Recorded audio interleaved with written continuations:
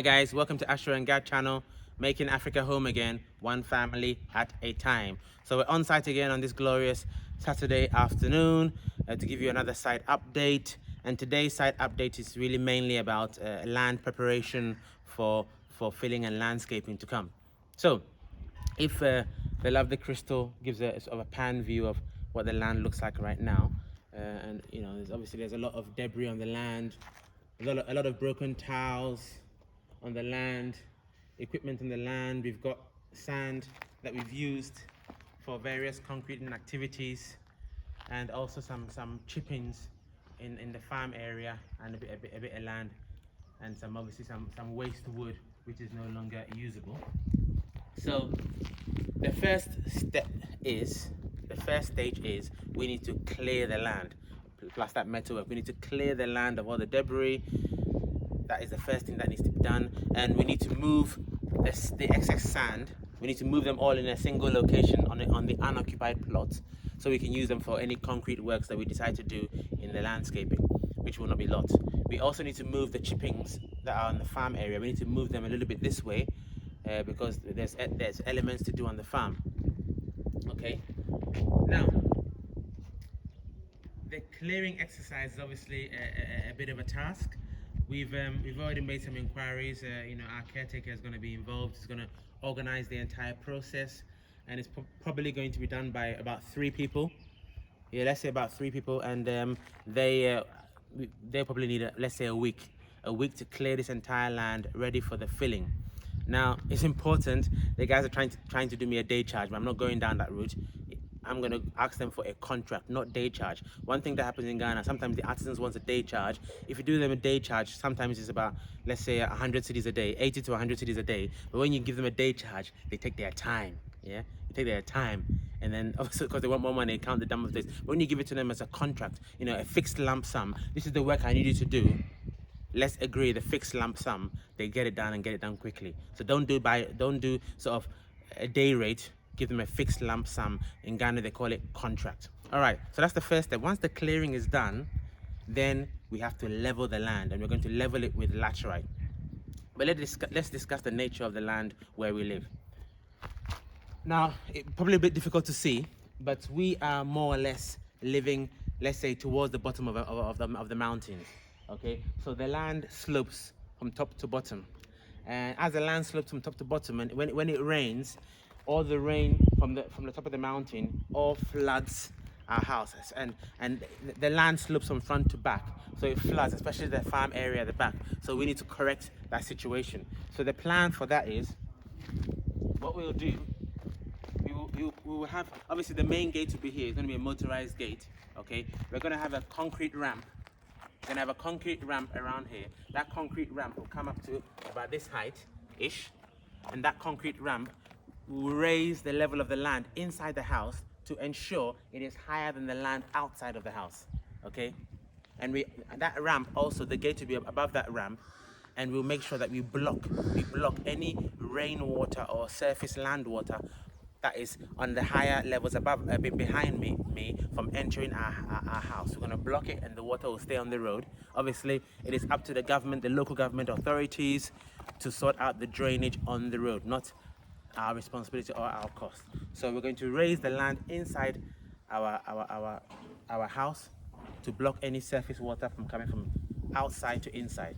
Now, when we come inside the house, the final level of the laterite within the house has to take on a number of factors. It has to take on the level of the stairs or the porch, because obviously we can't fill too high unless we lose the beauty of the porch. So that level has to be correct. Same for the front and the back porch. That needs to be taken into account. And also, as I said, the land currently slopes downwards like this, right? So we're going to raise it from the front and then level it towards the back, right? But we're going to, if I demonstrate it, we're going to level it, at the same time raise it. We're going to slope it so that the rainwater that falls directly onto the ground will head towards the farm area, okay? So that we can have a little bit of natural irrigation concentrated there. At the same time, we will have some holes in the fence wall so that, you know, it doesn't get flooded, or so that it allows some of the water to drain. But we will level it in such a way that the water itself naturally heads towards the farm area, which will be good as well. Now, if we come more towards the farm area,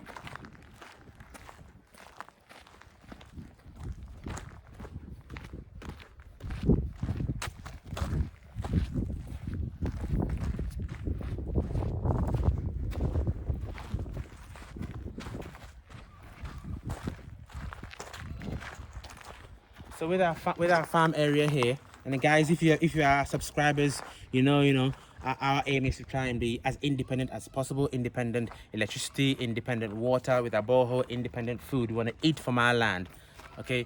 Not just vegetables, but carbohydrates, tubers, everything as well. So this is our farm area here. Now we will fill it a little bit with laterite, just a little bit of laterite, and then the rest of it will be very fertile black soil, which we'll probably get from around the Accra Mall. And then there are a lot of cattle rearers around, so hopefully we'll get very, very cheap, if not free, cow dung to place on that black soil, which is probably gonna stink. But anyway, we'll place it on there, leave it on there, mix in the soil to make the soil as rich as possible, ready for our plantation. Okay. Now, so if you look at the back here, again, you see all that area needs to be filled, taking into account the height of the water tank, taking into account the height of the steps, filled by the same time, sloping with a gradual slope towards the farm area. And we will sort of puncture the fence wall and put, let's say, 2 pipes that will get that, so that any excess water will drain to the back road there, and hopefully the authorities will sort out their road drainage system sooner rather than later. Now, a couple of other points to consider when you are doing the land filling. If you go behind us, we have a look at our borehole. This is where the coordination issue comes in between the guy doing the leveling and the landscaping and the builder. So currently we have our borehole here. Right.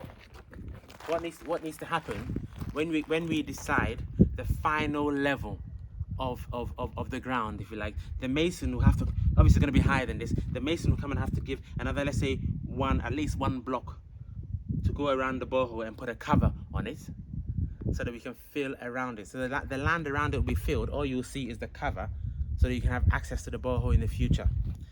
Now, the issue we are having right now, people ask me, oh, can you recommend me your builder?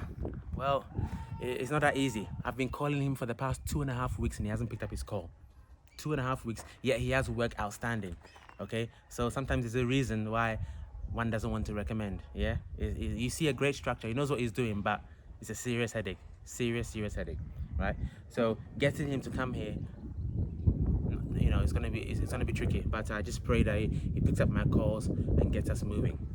Now, by the same token, let's head towards the septic tank area.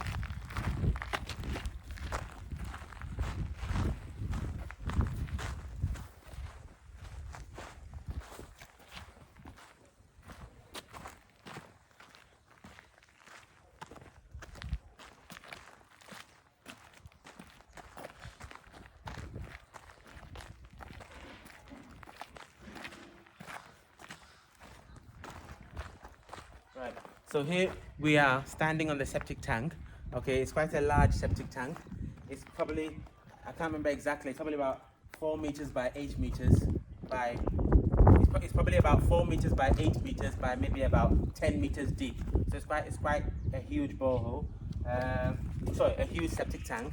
What needs to happen, and again, because the water comes in from the road and the holes where the pipes come in are not fully sealed, what needs to happen is that the septic tank itself needs to be drained, it needs to be dislodged. On a permanent basis, again, the builder needs to come back and do it. There will be a pipe that connects from the septic tank and goes through the fence wall, which will be permanent, so that in the future, when we need to dislodge the septic tank, the truck will come onto the street without entering the house, we'll just connect onto that pipe and they'll be able to suck out everything they need to suck out to empty the septic tank. So that needs to be done. That needs to be done. It needs to be emptied. We need to cover the septic tank as well. Empty, cover the septic tank, okay, with the cover, and then do the filling, because this septic tank, this concrete that I'm standing on here, will all be filled. all of that will be filled with laterite, okay? And then our final landscape finish, be it tiles or gravel or concrete slabs, whatever we decide to do, will actually be on the septic tank, okay? The only part of the septic tank that you will see in the final landscape finishing is where you access the septic tank, the two covers, in the same way as the borehole is. The two covers are the only things that will be remaining, okay? So again, coordination. The builder needs to come around to coordinate with the landscape consultant, to understand the right levels, and to get this work done in time without delaying us. So some of these things, you want to move in on a certain date, but you're dependent on people, and and if the people are beginning to let you down, let's say, then that's where you run into problems. But we keep going, and obviously you look for alternatives where you need to look for alternatives. But there you go, really. Okay, let me just check my notes to see, make sure I haven't missed anything. Now, there is also going to be, now obviously, for those who are on our channel, we have two massive plots here. There's going to be a border that separates the two plots, okay, and that border will use about sort of 8 to 10 inch curved blocks, okay. It will go straight along there on concrete to segregate the land we are living on from the unoccupied plot, okay. We will have to clear all the weeds, it's already been sprayed, clear all the weeds out on a regular basis, put some other chemicals to make sure we don't get any unwanted creatures, let's say. But one thing to bear in mind is the level of the farm will be slightly below that border, okay, so that when it rains you don't get black soil spilling over to the finished landscape, okay, which is key as well. So all these are part of the master planning. Come and meet your landscape consultant on site. The guy we have, I know he's good at doing block paving. I know he's good at doing concrete slabs.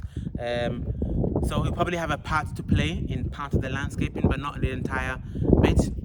I do have a concern with the landscaping, as I sort of mentioned in another video.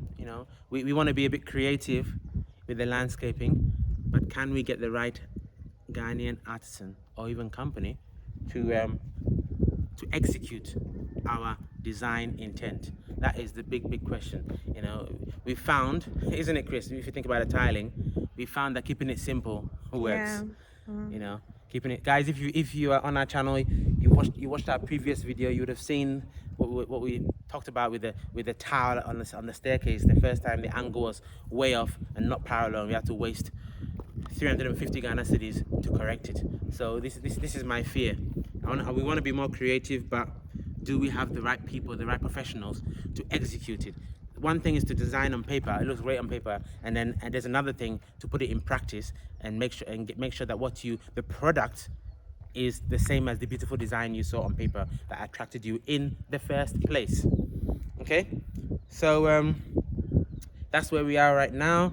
I think I said in the previous video we're interviewing other electricians. I'm waiting for quotations for that, so they can come and do, if you like, stage 3 and 4, fixtures and fittings, external lighting, lightning protection. I need to do a separate video on lightning protection. Do you need it or not? Because again, that's a separate study altogether. I will do that, so just bear with us. And what I'll say is, the month of October, we took the first 3 weeks in October. We went on a marathon session. We were doing what, Chris? We're doing like a video every two days, weren't we?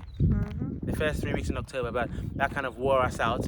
We had to take a break for a week and a bit. We had a bit of a burnout. So now we're going back to our original plan. We're going to try and stick to that plan. And basically, please watch out for our videos. Stick a reminder in your calendar every Friday and Tuesday, 2 videos a week as a minimum at 6 p.m. GMT. Right? Every Friday and Tuesday, 6 p.m. GMT, expect a video from Asha and Gad. All right, so we hope this was an informative video for you. Until next time, from you it's Kemisha. Guys, Yebeshia. See you next time.